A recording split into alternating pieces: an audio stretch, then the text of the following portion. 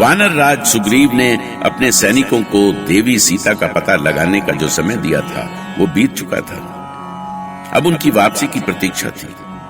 इसी बीच उन्हें अंगद के दल के आने की सूचना मधुवन के रखवाले से मिली और सुग्रीव ने श्री राम और लक्ष्मण को पहले ही शुभ समाचार बता दिया।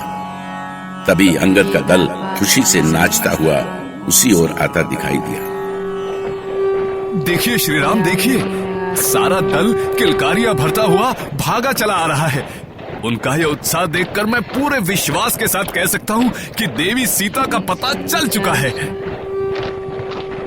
अंगद के दल की प्रत्येक क्रिया शुभ सूचना दे रही है। देखिए, देखिए, वो प्रभु के जयकार करते चले आ रहे हैं। जब तक वो शुभ सूचना ना दे तब तक हम क्या कह सकते हैं वानर राज? अंगद के दल की प्रत्येक क्रिया शुभ सूचना दे रही है सौमित्र। देखिए, वो प्रभु की जय जयकार करते चले आ रहे हैं। बोलो प्रभु श्री राम की पुत्र अंगद, हम तुम सबकी सफलता से अति प्रसन्न हैं। श्री राम की कृपा से तुम लोगों का जीवन सदा हर्ष और उत्साह से भरा रहे। बताओ, कहाँ है देवी सीता? वे कुशल तो है ना? राक्षसों ने उनका कोई आयत तो नहीं किया ना युवराज अंगद? प्रभु, आप समझ रहे होंगे कि देवी सीता का पता मैंने लगाया है, किंतु ऐसी बात नहीं है। उनका पता लगाने वाला तो ये आपके सामने चुपचाप खड़ा है प्रभु। जय श्री राम। प्रभु, माते जानकी रावण की अशोक वाटिका में है।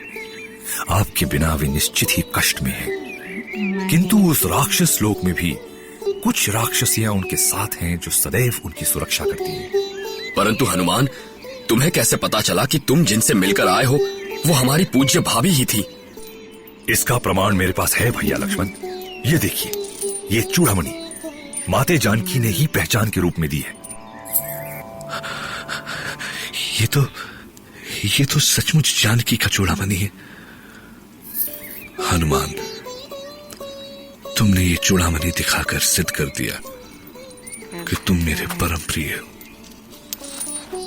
तुम नहीं जानते हनुमान, इस चूड़ामणि को देखकर मुझे नया जीवन मिल गया है। जब हमारे चारों ओर अंधेरा था तब तुमने ये चूड़ामणि दिखाकर हमें उजाले से भर दिया हनुमान, उजाले से भर दिया। इस कार्य के लिए हम तुम्हारे सदा आभारी रहेंगे हनुमान। अब विस्तार से बताओ कि लंका में क्या क्या हुआ? प्रभु, माते सीता की खोज में मैंने पूरी लंका छान मारी, पर कहीं उनका कोई संकेत नहीं मिल पा रहा था। पर अचानक आधी रात में मुझे लगा कि कोई आपके नाम का जाप कर रहा है। मैं पास गया और उनकी बातें सुनी तो लगा कि वे आपके भक्त हैं। उनकी बातों से मैंने जाना कि माते जानकी अशोक वाटिका में है।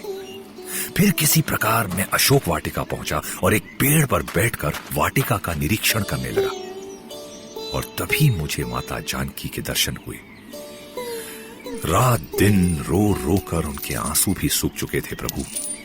माथे पर तिलक की चमक फीकी पड़ गई थी, मुख भी मलिन हो गया था। बस करो हनुमान, बस करो। मुझसे अपनी जानकी का और दुख नहीं सुना जाता। बस तुम ये बताओ कि हम उन्हें वहां से कैसे मुक्त करा सकते हैं? कैसे?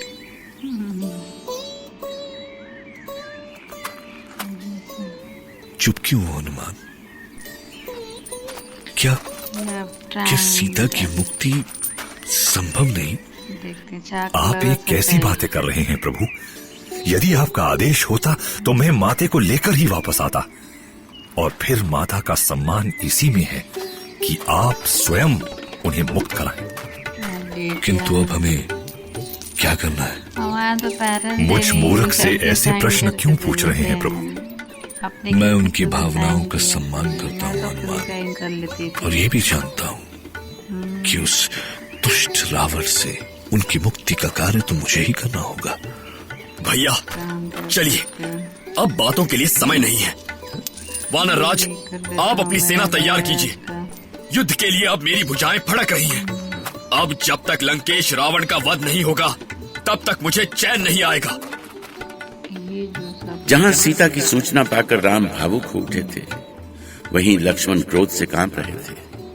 उन्होंने गरजते हुए अपना धनुष उठा लिया। उनका वश चलता तो वो उसी क्षण रावण पर आक्रमण कर देते। पर क्या लंका विजय आसान थी? लक्ष्मण ठीक कह रहे हैं वानरराज सुग्रीव। अब हमें युद्ध के लिए शीघ्र प्रस्थान करना चाहिए। अवश्य श्री राम। अब हम देवी सीता को आपके सम्मुख उपस्थित करके ही दम लेंगे। मैं सूर्यपुत्र किष्किंधापति सुग्रीव धरती, आकाश, ग्रह और नक्षत्रों को साक्षी मानकर वचन देता हूं कि देवी सीता की प्राप्ति किए बिना किष्किंधा महल में पैर नहीं रखूंगा। हनुमान, यथाशीघ्र सेना की व्यवस्था करो। जैसी आज्ञा वानरराज।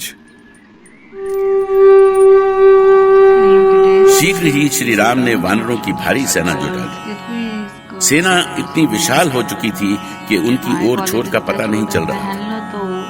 और जब पूरी सेना समुद्र के किनारे पहुंची तो अचानक सब चिंता में पड़ गए कि ये सेना विशाल सागर को पार कैसे करेगी। किंतु श्री राम की अद्भुत शक्ति पर सबका अटूट विश्वास था और वही विश्वास उनका संबल था। प्रभु, हम महासागर के किनारे तक तो पहुंच आए। अब यहां से लंका की दूरी बस 100 योजन है। किंतु बिना समुद्र देव की सहायता के हम इस दूरी को कैसे पार कर सकेंगे? उड़कर समुद्र पार करने की कला तो बस हनुमान के पास ही है श्री राम।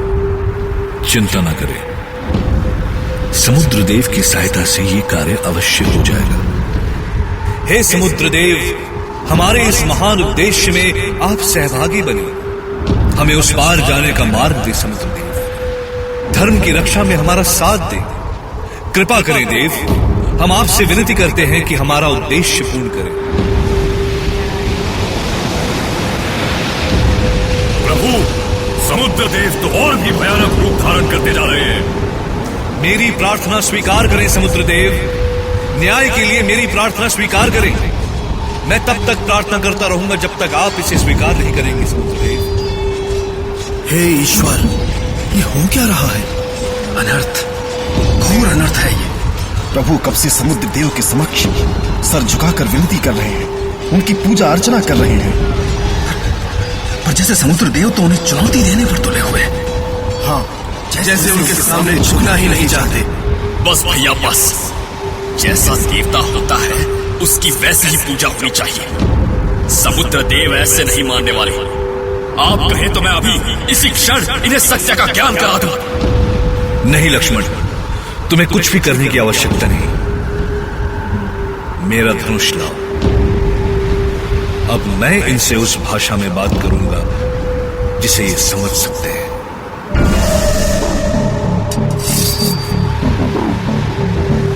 बस समुद्र देव बस। तुम राम के धैर्य की जितनी परीक्षा ले सकते थे ले चुके। अब हम और विनती नहीं करेंगे मार्ग देने की प्रार्थना, क्योंकि तुम हमारी प्रार्थना के योग्य ही नहीं हो। यदि तुमने हमारी विनम्रता को हमारी दुर्बलता समझा है तो तुम्हें इस भूल का दंड अवश्य मिलेगा। सुन लो समुद्र देव, मैं दशरथ नंदन राम तुम्हारे विनाश का उद्घोष करता हूं और अपने इस विनाश का कारण तुम स्वयं होगे, क्योंकि तुमने अपने अहंकार में सिर्फ मेरा ही नहीं सारी मानवता का उपहास किया है। और तुम्हारे इस उपहास का बस एक ही उत्तर है और वो है तुम्हारा विनाश। हे शिव, हे देवाधिदेव, मैं दशरथ नंदन राम तुम्हें साक्षी मानकर प्रतिज्ञा करता हूं कि मैं अपने बाण के एक ही प्रहार से समुद्र का नाश कर दूंगा।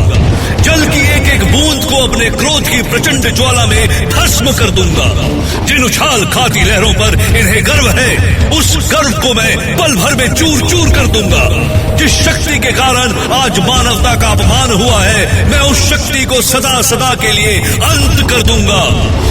जो घमंड मुझे मेरा कर्तव्य करने से रोकता है, उस घमंड को खंड खंड कर देगा ये दशरथ नंदन राम।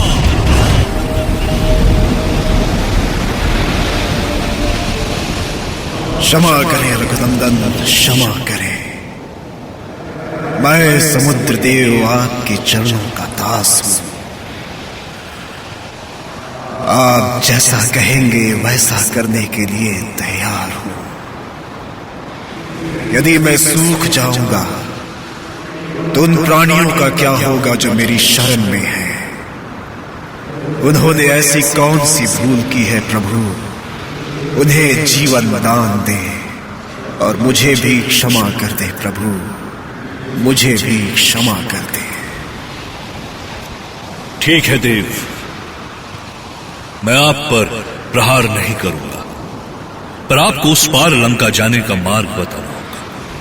आपकी सेवा में नल और नील जैसे योग्य सेवक हैं प्रभु। मैं इन्हें आशीर्वाद देता हूं। आपकी कृपा से ये अवश्य ही पूरी सेना को सागर पार करा सकेंगे। प्रभु श्री राम, यदि सागर को इस किनारे से उस किनारे तक बांध दिया जाए तो हम बिना किसी कष्ट के उस पार जा सकते हैं। क्या हम सागर बांध सकेंगे? काम तो कठिन है, किंतु हम प्रभु के भी काम ना आ सकें तो इस जीवन का क्या अर्थ है? किंतु मैं समझ नहीं पा रहा हूं कि तुम लोग ये कार्य करोगे कैसे? हम पत्थरों से सेतु बनाएंगे प्रभु। आपकी कृपा से हम पत्थरों को काट काट कर ऐसा बना देंगे कि वो पानी में तैरते रहें। तुम धन्य हो नल और नील, तुम धन्य हो। चलो अब कार्य आरंभ करो। तो आओ साथियों, प्रभु का नाम लेकर काम शुरू करो। बोलो श्री राम की। समुद्र पर पुल बांधना असंभव कार्य था, पर प्रभु की इच्छा और उस इच्छा से भी बढ़कर प्रभु भक्तों की आस्था ने उस असंभव को भी संभव कर दिखाया। वो आस्था कुछ भी कर सकती थी। उसी भक्ति और आस्था का बल था जो छोटे और साधारण से दिखने वाले जीव भी त्रिलोक विजेता दशानन को चुनौती दे सके।